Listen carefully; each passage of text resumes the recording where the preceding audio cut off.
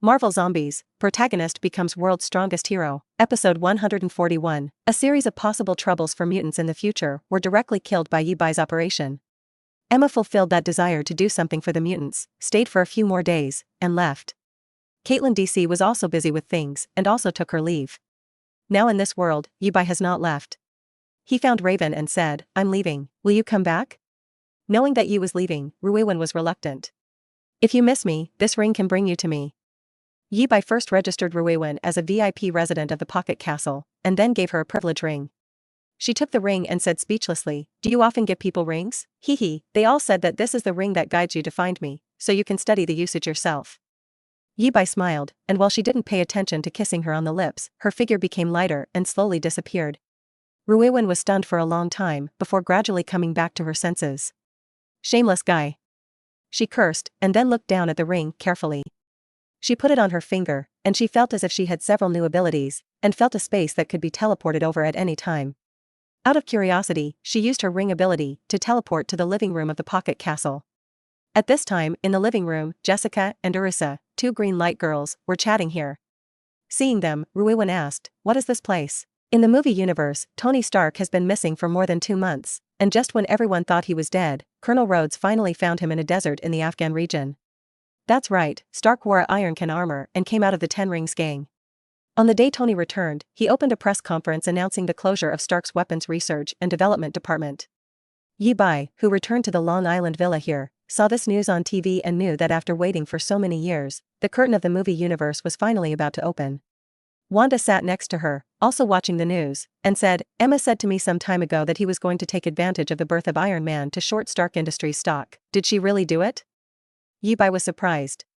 Well, in the original world, Tony Stark's experience of becoming Iron Man was similar to here. Emma wanted to control Iron Man's company, and she thought this matter could be exploited. "Veronica is okay with this?" Yibai asked. Veronica is also considered her own family. Her adoptive father's company is sucked by Emma, so blood, there should be an opinion. "I don't know that." Over the next few days, Stark set a dive, and the company's market value evaporated by more than half. It wasn't until a week later that Emma's Marvel Technologies capital entered and began to copy Stark Industries stocks, and at the same time contacted some Stark Industries to collect their stocks. Obadiah Steiney, a shareholder of Stark Industries, is bent on replacing Tony Stark and becoming the chairman of Stark Industries. His people are ambitious, and he has long planned to replace Tony. Originally contacted terrorists to use Tony's opportunity to go to Afghanistan to kill him, but did not talk to terrorists. Terrorists, should be called the Ten Commandments gang, did not kill Tony.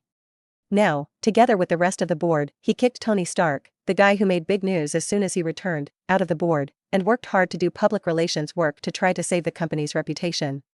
Tony Stark just stayed in his villa on Malibu Beach in Los Angeles, tinkering with his Mark II steel suit. Emma Frost, who took advantage of this turbulent time at Stark Industries, operated herself as one of the major shareholders of Stark Industries at minimal cost. She has more shares than Obadiah Steiney and less than Tony Stark. As a 17% stakeholder, she held a board meeting at Stark Industries to announce her arrival. In addition to Tony Stark, the directors of Stark Industries, big and small, came. When Obadiah Steiney and others saw that the company's new major shareholder was Emma Frost, many people had a bad premonition that Stark Industries was about to change the sky. Obadiah Steiney's face was very ugly. He knew Emma Frost, or no one present did not know. The other party's Marvel Technology Group is now the world's leader in the field of science and technology, and the company's market value is close to $1 trillion.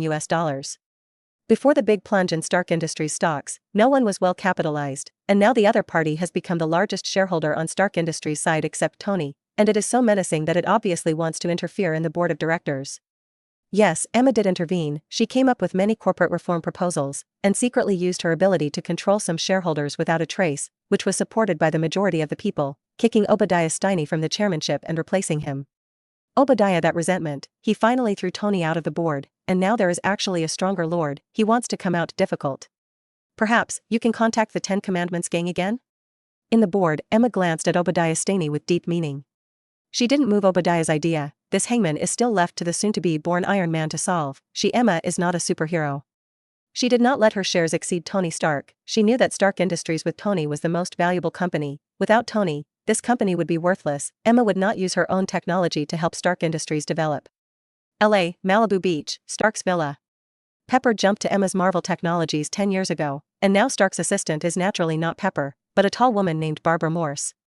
She went from becoming Stark's personal assistant 6 years ago and upgraded to girlfriend status 3 years ago. But Stark doesn't know Barbara Morse's true identity, and he is actually Agent 19 of S.H.I.E.L.D., codename Imitation Bird. Miss Imitation Bird is 2 years old. 6 years ago she was 20 years old, when she was not a S.H.I.E.L.D. agent, but a gymnast who won Olympic gymnastics championships. Stark's playboy nature, seeing that people are beautiful and gymnasts, and came to apply for a job here, recruited her as a private secretary. When she was recruited by S.H.I.E.L.D., she was already Stark's secretary, and then learned about the relationship between S.H.I.E.L.D. and the old Stark. She is also a talent, whether it is the mission of S.H.I.E.L.D. or the things that Tony has given her, she has done well. This evening, she left work at Stark Industries, contacted Stark by phone, and said, "Tony, the company has a new major shareholder, she has become the chairman of the board, and she has taken over the company's operations strongly. I think you need to understand this." "Who is it?" Tony asked. "Emma Frost, she's the chairman of Marvel Technologies and the White Queen of the Hellfire Club." Miss Imitation Bird reported truthfully. "Got it, put this matter aside. Tomorrow, you help me go to Obadiah's office computer to take a look. I suspect there is something wrong with him." Episode 142. At noon on a new day, Tony Stark was having lunch at home with his 14-year-old adopted daughter. At this time, Tony received a call from his girlfriend and secretary, Barbara, who was told that he had been kidnapped some time ago and that the culprit was Obadiah Steiny.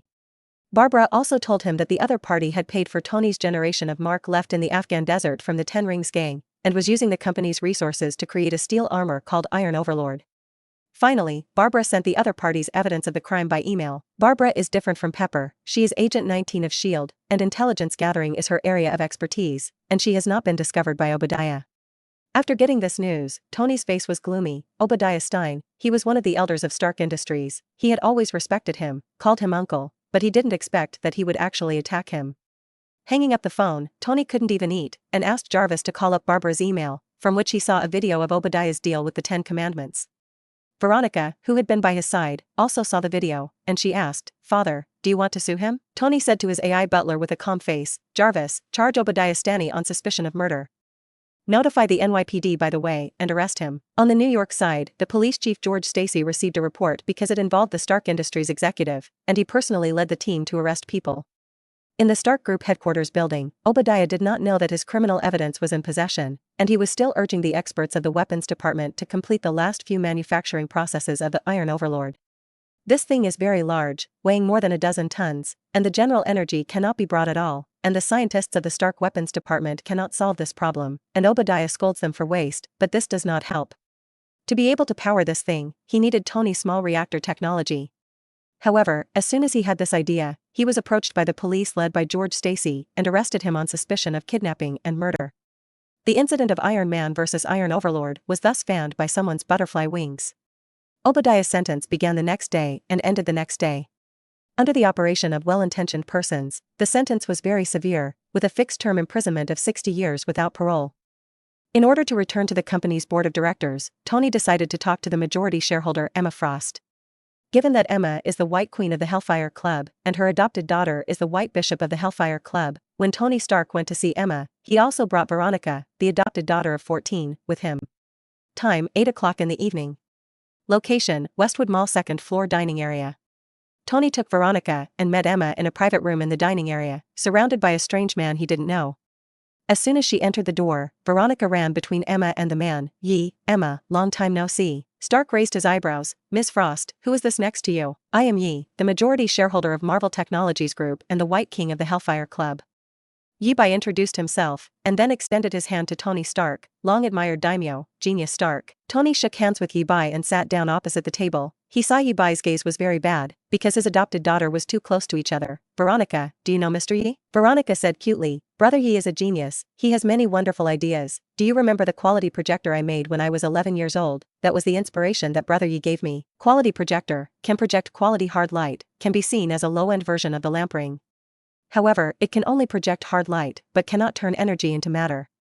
If you project a table, then the table can indeed be seen and things can be placed on it.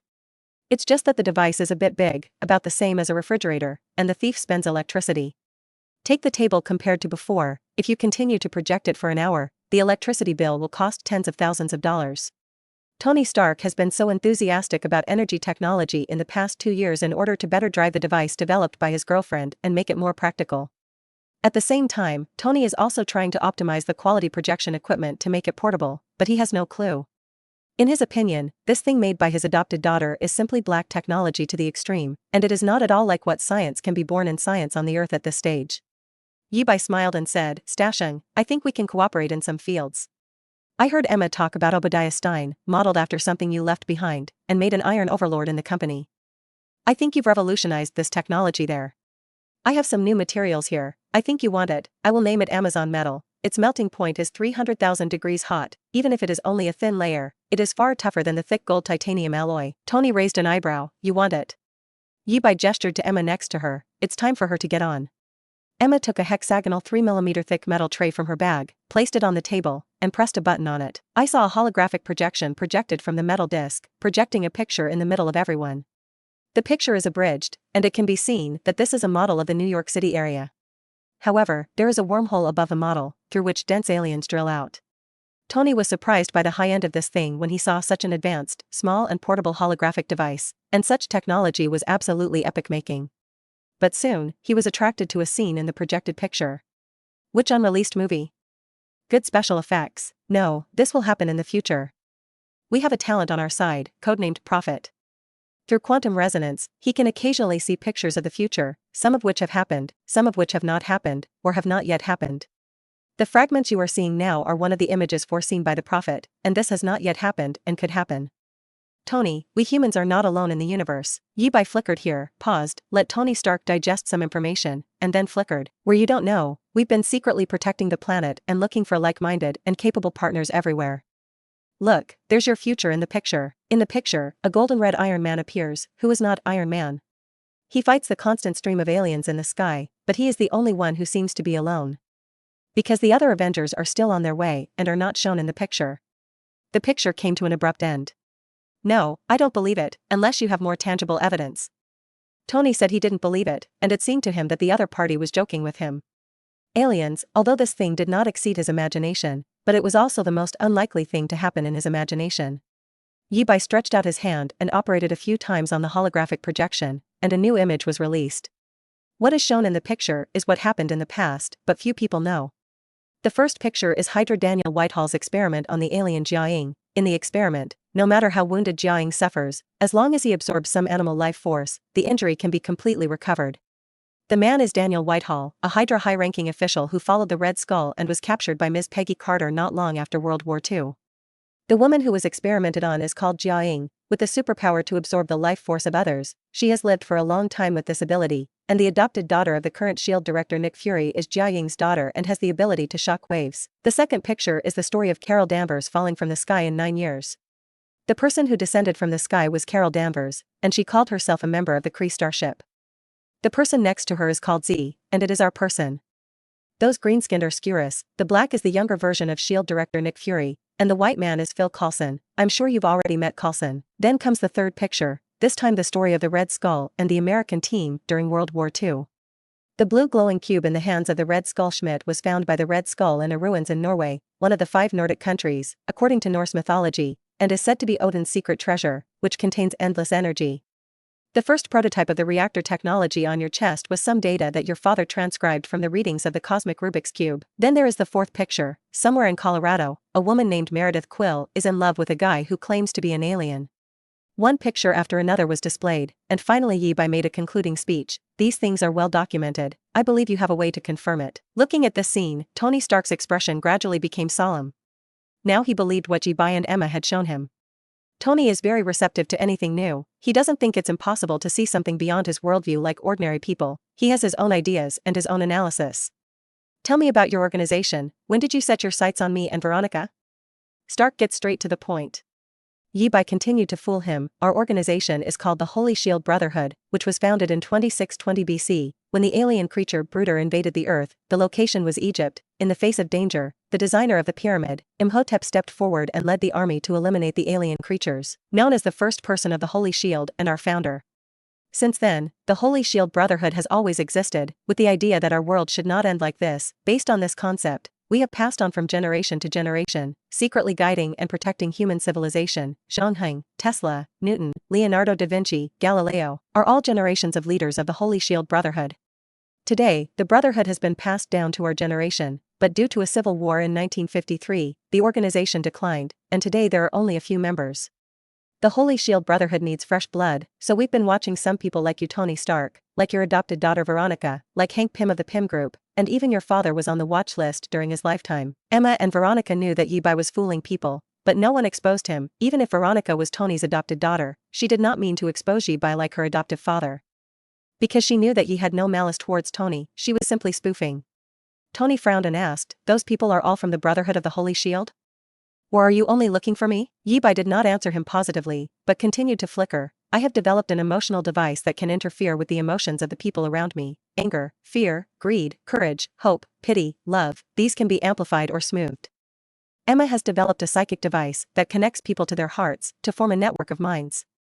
Leonardo da Vinci developed a teleportation device that allowed people to teleport from one planet to another. Newton developed the infinite formula, which can be used to make potions, injected once a year, which can make people immortal." He said this, seeing that Tony was already stunned. He continued, "Each core member of the Holy Shield has its own areas of expertise, and has made great inventions, and these inventions have accumulated from generation to generation, creating a stronger and stronger Holy Shield Brotherhood. Mr. Stark, your steel suit skills may not seem strong, but when combined with your mind, it gives it endless possibilities." Tony was shocked. "You guys mean that if I join the Holy Shield Brotherhood, I will also get those technologies?" Yi-Bai shook his head. "Before that, I need to ask you 3 questions. He has to set some thresholds, otherwise it will make this organization look very unpressed. Just ask." Tony began to look forward to manipulating emotions, teleportation, spatial teleportation, infinite formulas, all of which he was hungry for. The first question, is our technology appropriate to be open to all of humanity? It's impossible, humanity is not ready, and it is definitely a disaster to make it public. Tony didn't want to say, not to mention the technology of the Holy Shield, even if his steel suit technology he thought was inappropriate. He was no longer the playboy he used to be, but the more responsible Iron Man. He knew too well the high level in his country. Once they got their own technology, they would definitely not be used to protect the country, but more likely to use it to wage war everywhere. The second question, if sacrificing the few could save the many, what would you do? Stark thought for a moment, and he decided to follow his heart and answer, save all if possible, otherwise save the majority. Third question, if there was a near-omnipotent, godlike enemy who wanted to destroy the Earth, what would you do? Tony frowned and thought for a long time before he spoke. "I will disclose the technology that can be used for war and arm all mankind. Just as the purpose of your Holy Shield Brotherhood, our world should not end like this. It should be said, worthy of being Iron Man, look at this enlightenment. Mr. Stark, welcome to the Brotherhood of Holy Shield." Episode 144. There is no such thing as the Brotherhood of Roche and the Holy Shield in the cinematic universe. But Yi-Bai said that if it exists, it can exist. In order to make it real, Yi-Bai also crossed time and space, spreading some specious rumors in the past, so that it passed down for a long time and formed some more specious legends. He even used his abilities to create a city somewhere underground in the city of Rome and named it the City of Immortality, which has been baptized by time and is an ancient ruin.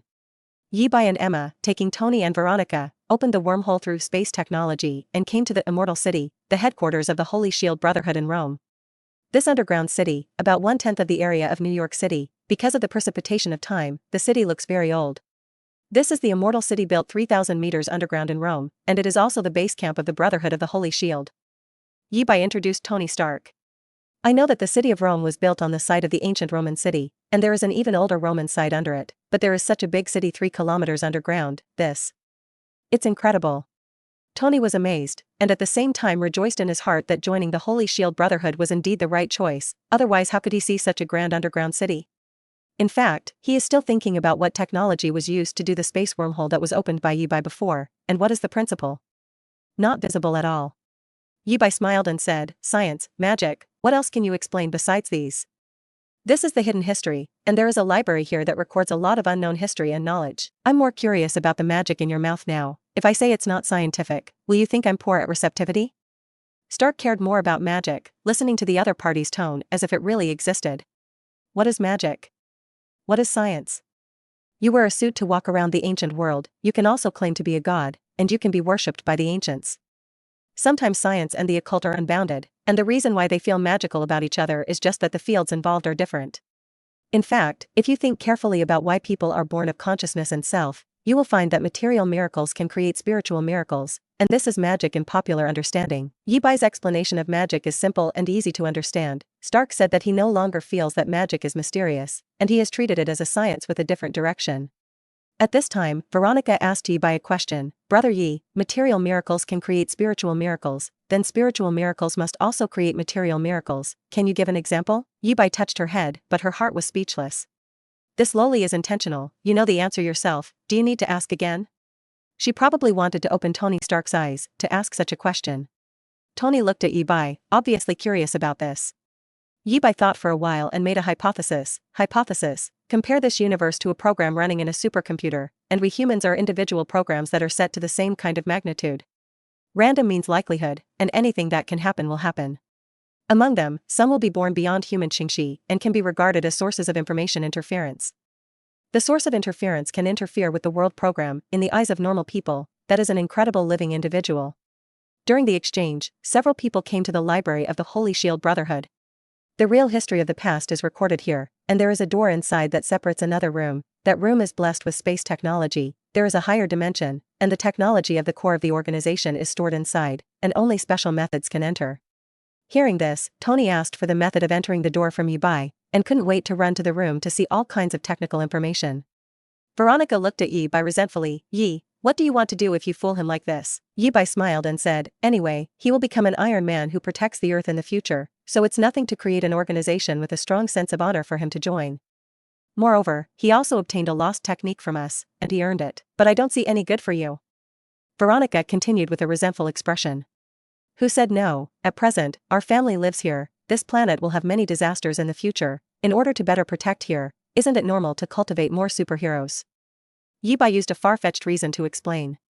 On the other side, Stark entered this room that was more dimensional than reality, saw the various books displayed here, and couldn't wait to start flipping through them. In every book here, the knowledge recorded is epic-making, and even some occult knowledge. Well, there are quite a few books, but there are only a few types of scientific knowledge and technology, and all kinds of technologies are still very limited. Such as mind network technology, this thing is actually a magic modification of the virtual reality headset, which can unify the spiritual power of all those who wear this thing to a person, so that it can temporarily obtain Emma's psychic ability. The greater the number of people, the stronger the spiritual power will be blessed. During special periods, you can exceed the limit to absorb the heart, spirit, and even soul of the person wearing the helmet, at the cost of the death of all wearers, in exchange for a momentary powerful psychic attack. This move is called the psychic cannon, which can poke a hole in the universe at the limit. At that time, even if he swallowed the stars to come to the Earth, he could be seconded. The Holy Shield Brotherhood in a comic book universe uses a similar method to knock the planet devourer away. Poor Uncle Swallow, every big incident is pulled out and whipped. In such as emotional technology, this is not emotional embodiment, just simply manipulate the emotional spectrum of living bodies. Ordinary people use it to destroy some social order at most, but if you change to smart people, this technology is incredible, such as using in special occasions and special places. Provoking interstellar wars is only instantaneous, is a full strategic weapon. A few hours later, Tony came out of the library, but he didn't really want to come out, just hungry, and wanted to eat. Tony, who came out, saw a few people sitting outside the door chatting together, and he asked a few people, is there food and drink here? Yi took out a mobile phone-style thing, operated it a few times, and threw it to Tony. This is the latest generation of special terminals of the organization. Fingerprint and iris recognition identity is turned on, wormhole function is integrated inside, click on the relevant app, and enter the coordinates. When setting coordinates, it is best not to go beyond the Earth's atmosphere, which will kill people. Tony caught it and operated it a few times. This thing is the same as the smart touchscreen mobile phone produced by Marvel Technology. At best, there are many more black technology functions, and he has no obstacles to using it. While entering the coordinates of his villa, he said to Veronica, "Little Vika, do you want to go home for dinner?" Veronica complained, "The reason why we are still here is to wait for you, stupid." Tony, episode 145. Tony finished typing the coordinates, followed the prompts on the screen, pointed this much phone-like thing forward, and pressed the start button. I saw a shock wave shooting out from the front of the mobile phone, shaking on the space, and a clockwise rotating azure wormhole was opened, and the environment could be seen from one side to the other, which was Tony's living room at the Malibu Villa in Los Angeles. Looking at this wormhole, Tony was very excited. Such a technology can actually be built into a small mobile phone. It is incredible. He has the idea of integrating this technology into the steel suit.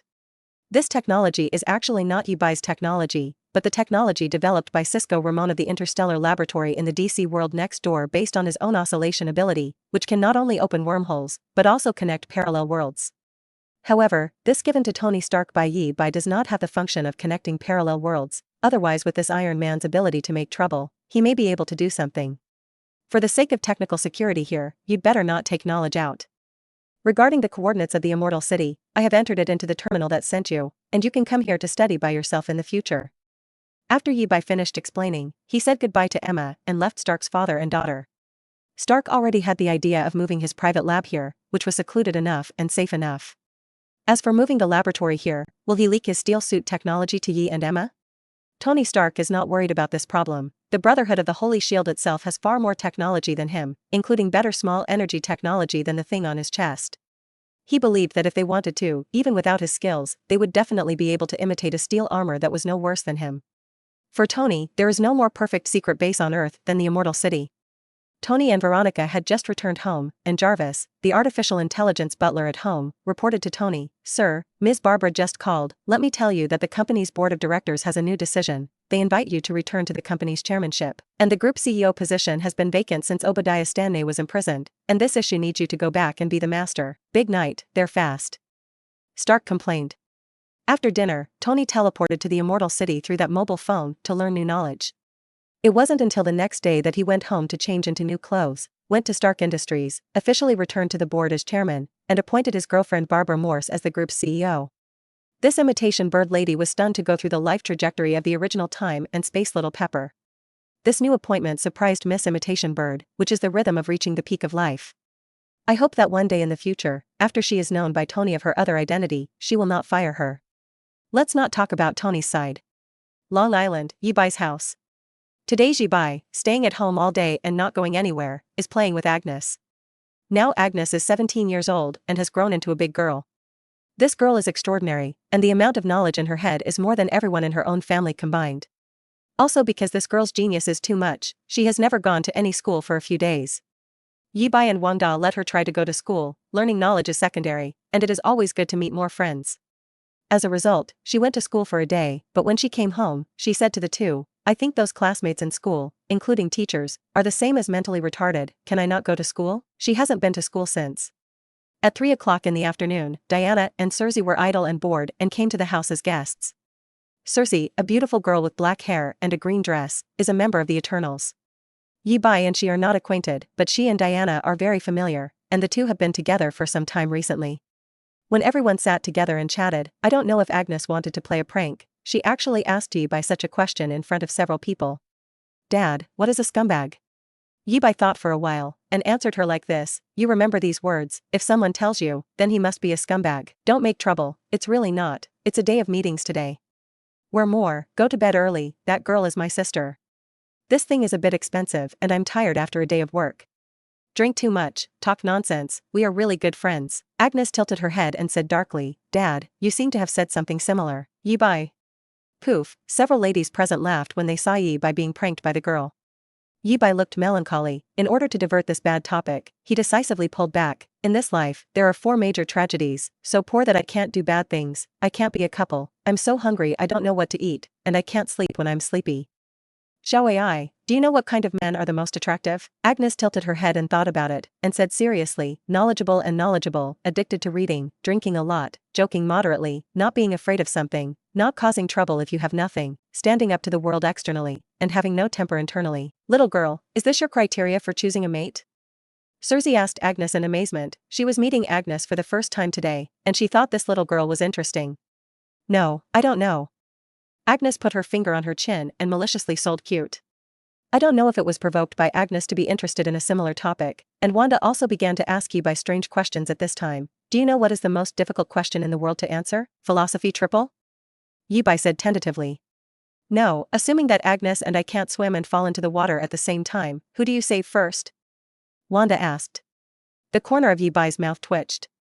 Only to hear Wanda ask again, "I gave birth to a difficult child, and the doctor asked you to keep big or small, Yi Bai?" Wanda then asked, "I gave birth to a difficult birth, the doctor asked you to keep big or small. At this time Agnes fell into the river, what should you do, Yi Bai?" "I'm too hard, is there a correct answer to this question? Can anyone tell me?" In order not to be ridiculed by this group of women, Yi Bai decisively got up and said, suddenly remembered something, "Go first." The women were happy to see someone running away in embarrassment. When he left the house, it was around 5 o'clock in the afternoon, and he planned to go around the Hellfire Club. As a result, just before he went out a few steps, he suddenly noticed that there were eyes on him, but the feeling of being watched quickly disappeared. This gaze came from the sky. Yi Bai looked up suspiciously. With his supervision can see far away, the sky in that direction, until a few light years away from the earth is nothing. Where did that gaze come from? Could it be Asgard? He guessed. Episode 146. Yi traced back through the timeline, locked his gaze, traced the source, and found that the source of that gaze was from Asgard. To be precise, it is Heimdall, stationed at the end of the Rainbow Bridge outside the Azaf Garden, stationed at the Stargazing Observatory. Speaking of which, he has never been to Asgard since he came here. Now that I think about it, I plan to go over and take a look. The read note teleportation ability was activated, and Yi Bai's figure slowly disappeared, and when he reappeared, he had already arrived in the city of Asgard. Gao Wei's teleportation made his arrival silent, and all the external warning mechanisms of the Immortal Palace did not notice the arrival of his uninvited guest. At this time, his clothes changed to Asgardian style, and even his appearance was adjusted to make him look more like a native than an outsider. His current location is very close to Fenceril, the palace of the misty sea of the fairy queen Frigga, and the vicinity is full of colorful light and hazy fog, which is beautiful.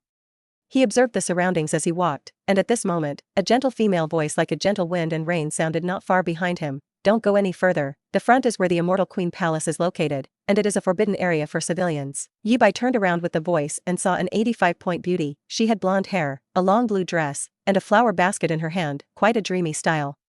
You are? I am Sakya, the fairy queen's handmaiden. Hearing this name, Yi Bai felt familiar, thought about it carefully, and gradually matched this name with a character in Norse mythology.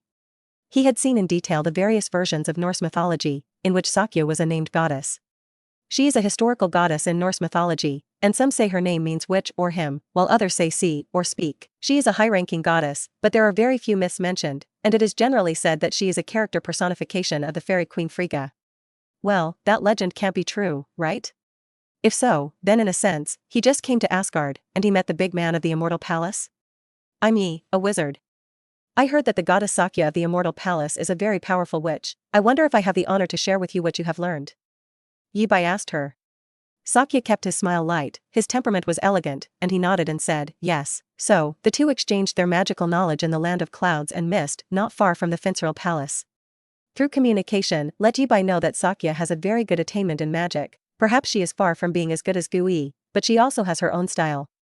If she is the incarnation of Frigga, then Frigga's cultivation should be high.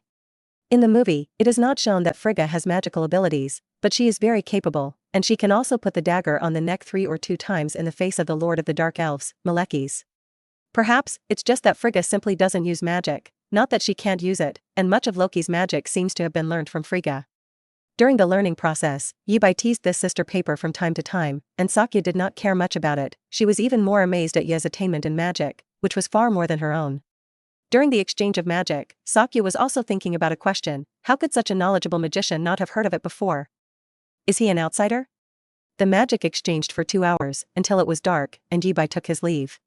Sakya watched him go away, then turned around, and his figure turned into a thick fog and blended into his surroundings. In the palace of Fenceril, the fairy queen Frigga was in a trance for a moment, and received the memories brought by Sakya, one of her 12 personality incarnations, which made her frown. She, unlike the image in the movie, she is more young and beautiful, like a noble lady about 0 years old, showing family and marriage, love and beauty as temperament. In addition, many qualities can be seen in her, such as words, kindness, giving, resourcefulness, approval, vows, truthfulness, dissent, guardianship, intelligence, etc., which can be split apart as her incarnation, namely Sakya, El, Gvan, Fra, Shofin, Lovin, Walder, Theon, Herline, Slotra, and Gaina. Family and marriage are her divine rights as the Queen of Heaven, love and beauty are the divine rights of Freya, the goddess of love and beauty, and also symbolize her past status as a Warner god race, whose brother is the king of the elven fairy kingdom of Yafhiam. Frigga was alone, stunned to play the vast majority of famous and surnamed goddesses in the Immortal Palace. Previously, her word personality incarnation Sakya mentioned the magic of personality incarnation when communicating magic with Yi Bai, and at this time, Yi Bai, who was walking in the city of the Night Immortal Palace, was pondering this, and the more she thought about it, the more interesting she found this magic interesting. But magic is magical, he himself will not practice this kind of magic, just want to enrich his own occult knowledge base. Maybe Wanda will like this magic. At this time, he found a few sneaky people who were slipping towards the Rainbow Bridge. Looking at it, isn't that the combination of 2 princes, plus warriors, plus Sif of the Immortal Palace? Seeing this, Yi-bai directly leaned over and loudly frightened a few sneaky people. "Hey, what are you guys doing?" Several people were startled. Apparently they were not going to do anything good. They should be caught and ironclad to be spanked by Old Man Odin. Thor turned around and made a boo gesture to Yi-bai. "You have a small voice. I am Prince Thor." Yi-bai's dress and appearance were well disguised, and several people did not suspect that he was an outsider, but only thought that he was his own. Yi-bai came over, pretending to be surprised. It turned out to be two princes. They were rude. "I don't know where the prince is going. Maybe I can help." The Loki thief in a green costume and a deer antler helmet flickered. "We are going to Jotunheim to fight the frost giant. Brother, how is your combat power? Do you want a piece?" "This is a great honor. As long as you can kill a frost giant, you will be rewarded by my father." Yi-bai refused on the grounds that he was not a warrior, he had no grievances with the giant race, and he had nothing to do to fight people. And he estimated that if he really followed, when Odin asked everyone to settle the score afterwards, Loki would definitely be able to throw the pot on his head. So it's best not to go along with it. Seeing that he refused, several people didn't say much, only told him not to tell anyone about it, and continued to secretly go to the Rainbow Bridge. In other words, the Rainbow Bridge is watching the gate by Sif's own brother. Is it really necessary for them to sneak over? Sure enough, being a thief is weak-hearted. As soon as those people left, it was several days, and in the past few days, Yi-bai would come to the vicinity of the palace of the Mist Sea Fenceril every day to exchange magic with the goddess Sakya. Sakya learned a few illusions from Yi-bai, and Yi-bai learned the incarnation magic from her. This magic is not so much doppelganger, but the embodiment of a certain personality in reality, and there is no ontological memory of the personality, and it takes a period of careful adjustment to be able to come in handy. Episode 147. On this day, Yi-bai and Sakya finished exchanging magic, and the other party asked Yi-bai a question. "You're not from Asgard, are you? You see that?" Yi-bai was not surprised to be broken by this. "There was a guess when I first met you. Can you tell me where you're from? What is the purpose of coming to Immortal Palace?" Perhaps Sakya is the embodiment of the fairy queen Frigga, and her personality is too single. She still keeps smiling when she asks Yi-bai this question. Her voice is gentle and rainy, and she does not give people the slightest feeling of questioning. "I came from the atrium. As for the purpose? It's just a simple trip here. Yi-bai said that we are honest good boys. I went to the atrium before, it was a long time ago, maybe it's good to go over and see it. Can you take me?" Sakya made a request. Although she has always been humble and gentle when facing Yi-bai, at first glance it seems harmless to humans and animals, but in the end, she is still one of the incarnations of the fairy queen Frigga, and she has always been wary of Yi-bai, a guy of unknown origin. It's better to follow the other person to their base camp and maybe see something. No problem. Yi-bai did not refuse, he stretched out his hand to Sakya. "Come, hold my hand." Sakya smiled and put his slender white hand on it. Yi-bai activated the teleportation ability and took her to Earth. Sakya found himself in a changed location, no longer in Asgard, but next to a beach villa by the sea in a strange place. She was surprised for a moment before she came back to her senses from her destination. She was surprised that the other party's ability could actually reach the atrium in an instant from the Immortal Palace, and the teleportation process was simply smokeless. In a way, this method is more mysterious than the Rainbow Bridge teleportation. "See this house, this is my home." Yi-bai pointed to the villa not far away to introduce her, and asked her, "Do you want to go in and sit?" "Okay." Sakya nodded. At this time, it was 8 o'clock on Country M time. The two walked into the villa. In the villa, Wanda is sitting alone on the sofa in the living room, playing with her mobile phone. She heard movement at the door, turned her head, and saw Yi-bai bringing back a strange woman. Looking at this woman's dress, it is like a passage from the Middle Ages, which has a particularly classical charm. Without waiting for Wanda to ask, Yi-bai introduced her. "She is Sakya, a witch I know in Asgard." He introduced Wanda to Sakya. "She is my wife, Wanda, and a powerful witch. See it?" Sakya said, in her thoughts. This level, even if her own body is far from comparable. In the past, she only knew that there was a mage named Bui in the atrium who was very strong, and Odin had said that he had nothing to do with the other party. Now that there is not only Gui, but also the former witch, she can only sigh that there are many strong people in the atrium during this period. Sakya is looking at Wanda, and Wanda is also staring at Sakya, thinking about Norse mythology, and it seems that there is indeed a story named Sakya in the story. However, the Norse mythology of the Marvel world is not the same as the version that Yi-bai saw before crossing over. In the mythology here, there is no mention that the 12 handmaids of Frigga are the incarnations of the fairy queen. In fact, not to mention that the Norse mythology circulating on Earth is not mentioned, even very few people in Asgard know about it, even Thor and Loki do not know. In view of this magic of Frigga, it is debatable whether she in Thor's second story really died in the end. In another parallel world, Wanda is a member of the Avengers and has fought alongside Thor for a long time, but has never been to Asgard, and she has little in common with Thor's rough man, nor has she talked about Asgard with him. Now that she met in Asgard, she began to talk to the other party about related topics and ask about the customs and people over there. At this point, Sakya is no longer Sakya, and her ontological will quietly descends on this incarnation. Sakya is not so much communicating with Wanda as Frigga communicating with Wanda. Sakya, as a discourse, is well versed in the way of language, and when communicating with Wanda, he does not forget to obtain information from the other party, using her as a breakthrough to understand Yubai from the side. Originally it was just a trial, but Sakya gradually discovered that he and the Scarlet Witch actually had many topics in common. For example, both are witches, and both are incarnated in the outer body. Both have a super powerful husband, and both are mothers. At this time, Veronica hummed a song and came down from the second floor, saw a guest at home, and asked curiously, "Mom, who is she?" "She's Sakya, from Asgard." Wanda introduced her girlfriend. Veronica walked up to Sakya generously, stretched out her hand to her, and said, "I am Veronica Lily Yi, the daughter of Yi and Wanda." Sakya shook hands with her, smiled gently, and spoke in a soft voice, "You too, little girl." Sakya sighed in his heart at the same time. This girl is not simple. The atrium has indeed been full of talents over the years. And Yubai, he looked at Sakya and thought about a question. Assuming that Sakya is registered as a VIP resident of Pocket Space, will Frigga, the Queen of Asgard, also be defaulted to by the system?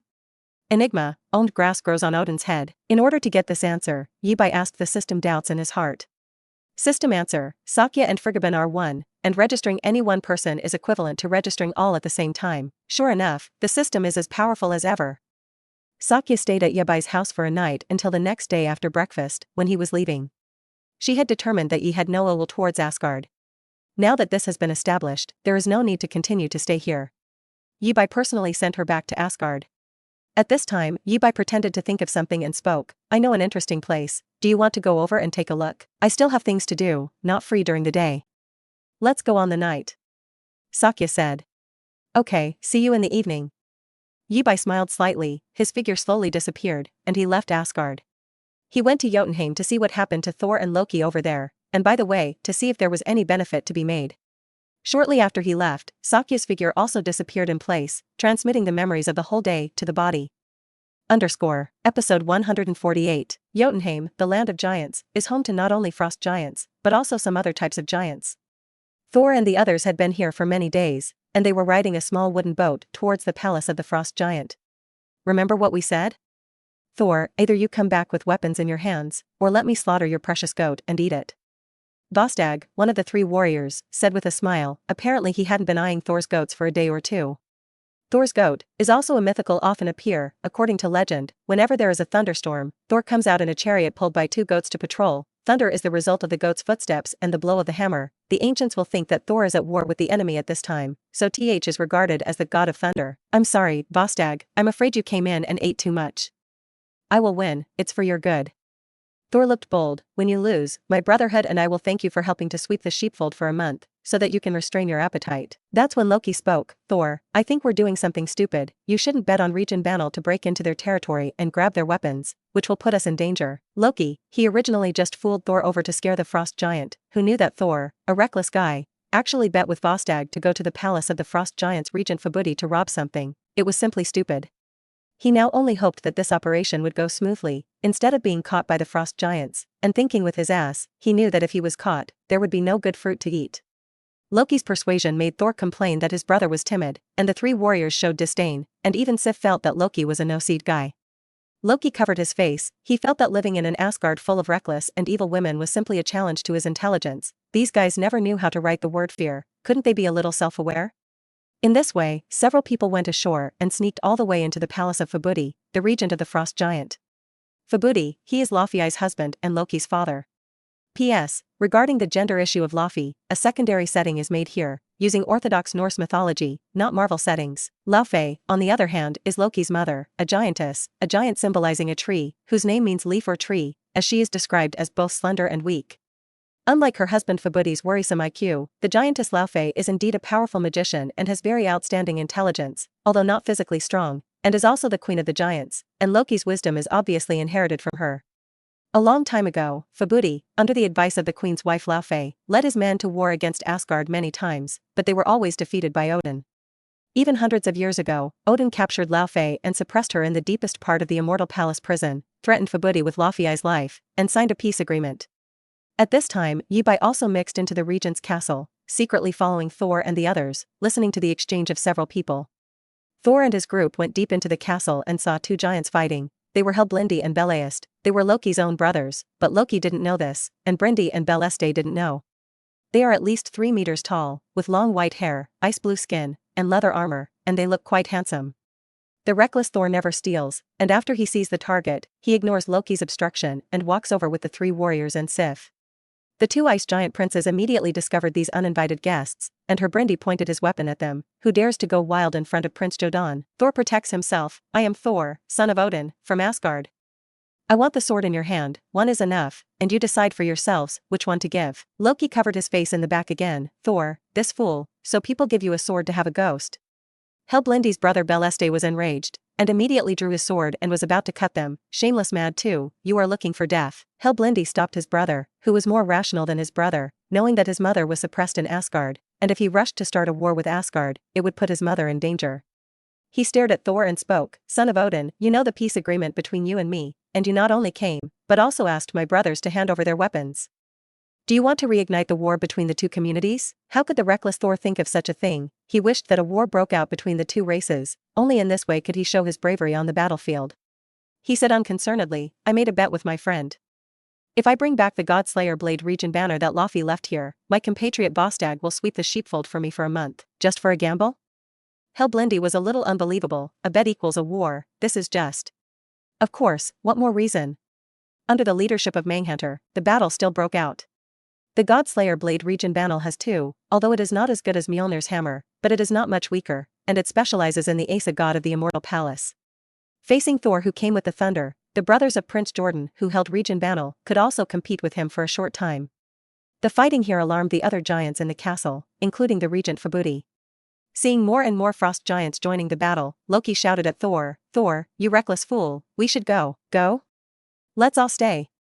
Fabudi, a tall giant dressed in ice blue armor, appeared from behind Loki and grabbed Loki's neck. But soon, Fabudi was stunned, and he found that the place where his hand touched Loki's neck, making Loki's part of skin turn ice blue, which made him realize something. At the same time, Loki also noticed the change in his body, but at this moment he did not have time to think about the meaning of this change. Thor saw his brother Loki being lifted up by the neck, and immediately became furious, wielding the thunder hammer to unleash lightning, knocking Fabudi directly away, and even breaking one of his arms. Fabudi let go of Loki, his face gloomy. Thor saw that the other party was powerful, and saw that the 3 warriors and Sif were in danger, knowing that he was going to lose the bet, and staying here was tantamount to a dead end, and immediately said, we withdraw. Prince Jodan's brothers were about to go after him, but they were stopped by Fabudi. Stop, my children, let them go. Today I lost an arm, but maybe I can use it to win a kingdom. Episode 149. Yibai disappeared and read what happened in the castle of Fabudi, the regent of Jotunheim. When he watched the movie before crossing, although he felt that Thor's IQ was a bit problematic, but now it seems that people's IQ is not only a problem, but his head is simply. No wonder old Master Odin exploded his lungs in anger, depriving Thor of his divine power and exiling him. It can only be said that with such a son, it is not easy to be a Lao Tzu. Not surprisingly, old Master Odin has learned through Heimdall about the good things Thor did in Jotunheim, and here at the Rainbow Bridge, Thor and the others who have just returned have been blocked. Yibai also returned, he hid incognito, peeping over here, ready to watch a good show. At this time, 3 goddesses walked next to him. These 3, one is a blonde loli in a blue dress with double twisted braids, the other is a beautiful woman with long blonde hair and a pink wreath and a pink dress and a long skirt, and the last is a withered old woman with 2 branches on her head and a green dress. As the blue-dressed loli walked towards this side, the god said something that Yibai did not understand. It is difficult to explain how long it has taken for the boy to grow into a young god. For in God's eyes, the rise and fall of dynasties in the world is like the ebb and flow of the tide in the eyes of man. We just need to know that a long, long time has passed. The wreath woman held a book and a pen in one song, and followed the words of the blue-dressed loli as she wrote. The story of the gods is shown one by one on the screen called epic, and the wise man once said, character is embodied in action. This is true in humans, and even more so in gods. The key to determining image is not intention, but action. The divergence between will and action goes deep into the endless void between the cold Jotunheim and the flames of Muspel. Yibai turned around, looked at the woman of the Shinto Tao, and guessed the identity of the 3 goddesses of young and old, the 3 goddesses of Norn. They are the three more evil in Norse mythology and the goddess of fate. They are the three daughters of the wisdom giant Mimir. The eldest daughter Uldr is in charge of the past, the second daughter Verdandi is in charge of the present, and the youngest daughter is in charge of the future. The three sisters not only control the fate of mankind, but even foretell the fate of the gods, and they are also goddesses who rule the law. There is a prophecy about Ragnarok, and it comes from their mouths. And their father, Minr, is a giant in Jotunheim, guarding the Fountain of Wisdom, from which the allusion to Odin being dropped on the tree in the middle of the Fountain of Wisdom for several days and nights comes from. At the Rainbow Bridge, Old Man Odin, dressed in golden armor, wearing a big red cape, and holding a spear Gungnir, was furious. "You brave and arrogant fool. Do you know what calamity you have created?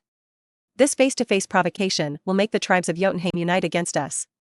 The ordinary discord of the Jotuниtes made them unpopular, but with the god of Asaph as a common enemy, a shrewd leader could easily eliminate these spears. Thor bowed his head. "I didn't think of that." "That's right. You didn't think of anything. You carry me, provoke a war, be rash and reckless, and completely reckless. Too arrogant to listen to the elder's advice. Old Man Odin is on the verge of an outbreak." Thor had never seen his father like this, and quickly bowed his head to apologize. "Please, father, let me make up for my mistakes. It's night." Since the self-suppression of Laufey, the Jotunians have openly discussed an alliance for the first time. "Thor, you don't deserve Mjolnir." Odin picked up Thor's Mjolnir hammer. "Perhaps, there are others in the 9 realms who deserve it." He threw the hammer into the Rainbow Bridge passage. "As for you, Thor, face your destiny and go." Odin kicked Thor into the Rainbow Passage. Next to them, Loki, the 3 warriors and Sif, and Heimdall, were silent, lowering their heads and not daring to speak. In the distance, where the 3 goddesses Yibai and Norn were located, Goddess Verdandi continued to write in the book, saying as she wrote, "Father of the gods, you have made a request to us to compile Thor's fate in the atrium, but your request is dangerous. If you pull a thread, millions of threads will be implicated, and the disturbed thread will never be restored. You have unlocked an unknown fate." Yibai. Feelings Thor is exiled. Is it the arrangement of Odin's fate by Old Man? In other words, this is the movie universe, right? What the hell is the Norn 3 goddesses running out to change fate? Yibai can see from the timeline that there are many possibilities for Thor to Earth in the future, and is gradually being restricted by the forces of these 3, collapsing the future into several outcomes of a few fates. They really have the power to control destiny. And the few possible fates that were collapsed by them, the plot is funny, this is. Yibai tried to add himself to these lines of destiny, and then the future possibilities were reshuffled and returned to their original appearance. Sensing the change in fate, the 3 goddesses of Norn simultaneously looked at Yibai, who was invisible beside them. Apparently, they could see him. Verdandi spoke, "Strange god, you should not interfere with all this. I just think there's something wrong with the fate you guys weave for him," and the amnesiac Thor became Dr. Black. "Haha, laugh me to death. Thor going to be a doctor is simply murder of a patient. And Jane Foster is not a doctor, people are astronomers. Is it not good to change to a doctor like this? You don't know much about the atrium, and believe me, without your intervention, Thor will eventually be what his father had hoped for." Yibai couldn't help but complain. The 3 goddesses of Norn looked at him calmly, and for a long time, the 3 turned and left. As he left, Verdanti's voice came faintly, "Maybe you are right, the fate of mankind is unpredictable, it is a great masterpiece. What a noble reason, what a great power, what a beautiful appearance, what a gentle act. How like an angel in deeds, how much like a god in intelligence, the evolution of the universe, the primate of all things." These 3 goddesses appeared quietly, and now they quietly left, and no one in the immortal palace could see them except Yibai. Not long after, Odin went to sleep in the Odin's sleep in the Golden Palace on the grounds that he was angry with his son. And Loki, by this time, he had realized what the changes in his body meant when he was choked by Fubuti in Jotunheim. He is actually not the biological of Odin and Frigga, and his real identity is actually a frost giant. When they fled, Fubuti did not let people chase them, and he still found it strange. Now it seems that Fubuti has discovered his identity as a frost giant. Loki panicked. If Fubuti made this matter public, would he still be able to stay in Asgard? He panicked for a long time before he calmed down, and he decided to go to Jotunheim again to talk to Fubuti, at least to find out his true background. Episode 150. At dusk, outside Finseril Palace, the land of clouds. Yibai came here and waited for Sakya. He didn't wait long before he saw Sakya, dressed in a white floral dress, walking with light steps from the clouds. However, her usual light smile was gone, replaced by sorrow and sorrow. After all, she is also the embodiment of Frigga, and her husband exiled her son to the atrium, and she, a mother, will naturally worry about her son. "Are you so sad because of Prince Thor?" Yibai asked her. Sakya nodded, "I'm worried about him. The atrium is my territory, and he may suffer some hardship there, but his life will not be in danger. Yibai comforted. Thank you. Sakya expressed gratitude. Let's go. Yibai took Sakya's hand. From his eyes, spiral space ripples emerged, sucking the two bodies into it, and disappearing into Asgard. Pocket Mortal, the city of dolls, Aurora, where the time difference is different from Asgard, in the morning. Today's dolls here have been upgraded by Yibai into real people. They have human wisdom and creativity, and can even combine men and women to reproduce the next generation, which makes the city more prosperous. You can see many children in the city. The oldest child is 6 or 7 years old. Sakya looked at the modern city and thought it was the atrium again. Yibai explained for her, this is not an atrium, it is my other dimensional space. The people here were created by me, and together they built the city. What do you think of this place? Sakya said, if you hadn't lied, I think I would have been shocked. I didn't see the look of shock on your face. Maybe I didn't believe you. Sakya's clothes are very European and medieval, which will make her appear very present in modern society. Yibai first took her to a clothing store, then a shoe store, a jewelry store, and a barber shop. After dressing up, Sakya faded the elegance of the classical goddess and added more modern city girl scenery. Sakya stood in front of the floor-to-ceiling mirror of the barber shop, looking at her new look, although the style was contrary to the tradition of the god Azaph, but it felt very good-looking, which made her feel a lot better. At noon on pocket time, the two went to a restaurant and ordered some delicious lunch. I want to see the atrium again. Sakya has been registered as a VIP resident by Yibai, which allows Sakya's ontology Frigga to also connect to this avatar of pocket space through VIP status, and at this time, Frigga's will has descended on Sakya. Yibai noticed the sudden change in Sakya's temperament and guessed that it was not Sakya who said this, but Thor's own mother. If you're going to find Thor, the most new image. Yibai reminded. Sakya nodded, and then transformed into a woman around 20 years old. Her appearance this time has a 95 points, which is pleasing to someone's eyes. It's just that this illusion is not really transformed, it is just a layer of illusion magic, which interferes with the hearts of people around her, making people who see her think that she looks like this. In essence, her appearance is still Sakya. You can't do this disguise, it's easy to be seen. If you don't mind, I'll bless you with a transfiguration, okay? Good. Sakya did not refuse. Yibai used transfiguration to turn the appearance of Sakya into the image of the other party's illusion disguise, and now her appearance was the same. After lunch, Yibai took her to the place where Mjolnir's hammer Mjolnir fell outside the town of Andy Capuant, New Mexico, Earth. Because of the time difference, it is noon in the pocket mortal world, but here it is morning. Andy Capuant is a medium-sized town, and it's nowhere near as small as the movie shows. Yesterday evening, Thor fell from the sky with an abnormal celestial tornado, was hit by the car of Jane Foster and others, and was taken to the town's hospital. The hammer is a bit far from the town, not in front of the village, not in the back. Even if you drive from the town, it will take at least 2 hours to get to the hammer. At this time, the hammer is very lively here. Some passing drivers found that there was a crater here, and there was a square-headed hammer in the pit, and the drivers passing by stopped their cars to come here to watch. Sakya saw the hammer in the pit and knew that Thor must be nearby, but she didn't see him from the crowd here. Yibai walked over with her, wanting to study the hammer. He had studied Diana's equipment, analyzed the Olympian enchantment technology, and maybe Mjolnir could also allow him to study something, such as the Rune of Runes. Rune, this is what old Odin hung in the Tree of Wisdom for several days and nights, is a complete set of occult runes. The combination of runes is varied, and the magic is endless. The rough men around them, seeing a young man and woman coming here, coaxed them to try to get a hammer, saying that it was a hammer in the stone, and if they picked it up, they would become a hammer version of King Arthur. Yibai jumped out of the pit and walked to the hammer. He also did not bless himself with divine power, reached out and tried to take it, but did not pick it up. Sakya also jumped out of the pit, and she picked up the hammer so easily under Yibai's strange gaze. Is it on? Or is it that Frigga has the qualification to pick up a hammer, but he didn't act in the movie?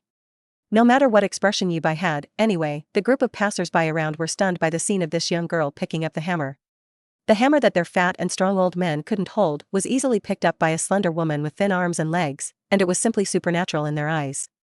Yibai leaned into Sakya's ear and whispered, "You take this thing, Odin will find you coming to the atrium. See the crow on the dead tree over there? I think it may be Odin raised." Sakya said, "I have faith in your transfiguration. Are you going to find Thor with a hammer?"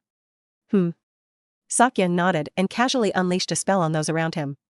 The passers-by around seemed to suddenly think that they had something to do and left here one after another. It's a simple little magic called dispersing idlers. When the idlers were gone, Frigga slapped the hammer in her hand. With a flash of thunder, Mjolnir turned into a black umbrella. This trick, Yibai's eyes are familiar. In the movie, when Thor went to the New York sanctuary for the first time, didn't he also turn the hammer into an umbrella, and the emotional trick was learned from his own mother Friega. Underscore.